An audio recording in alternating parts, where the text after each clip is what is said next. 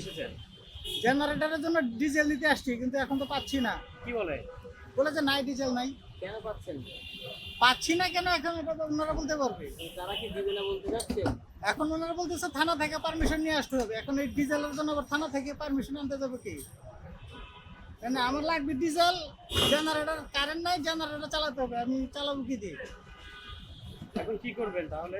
বন্ধ রাখতে হবে। সরকার তো বিকল্প ব্যবস্থা করে নাই, করছে। কি বলছে পুলিশ স্টেশনের যারা আছে? ফিলিং স্টেশনের যারা আছে ওরা বলতেছে যে ডিজেল নাই, ডিজেল দিতে পারতেছে না। কোথেকে দিবে? একটু পাননি? একটু না, এটা খালি ড্রাম। এখন তাহলে কি ফিরে যাবেন? অবশ্যই ফিরে যেতে হবে, তা নাহলে আর কি করবো? অন্য কামগুলোতে কি ওটা তো দেখছি, ওটা তো নাই। এখন সরকারের কাছে কি বলতে চাই যে আপনি ফিরে যাচ্ছেন? সরকারের কাছে বলতে চাই যত দ্রুত সম্ভব বিকল্প ব্যবস্থা করুক, তেলের ব্যবস্থা করুক। এর আগে কি পেতেন? না না, এর আগে আমার তো আর আগে প্রয়োজন পড়ে নাই, দরকার পড়ছে আজকে। আমার যখন দরকার আমি তো তখন আসবো।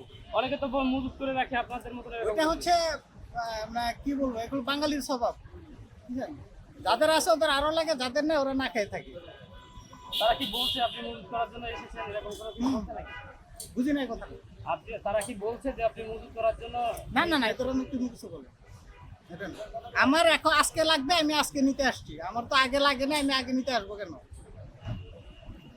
আমার এখন লাগছে, আমি এখন আসছি। আমার প্রয়োজন, এখন প্রয়োজন যখন মিটা যাবে তখন আর আমি আসবো না।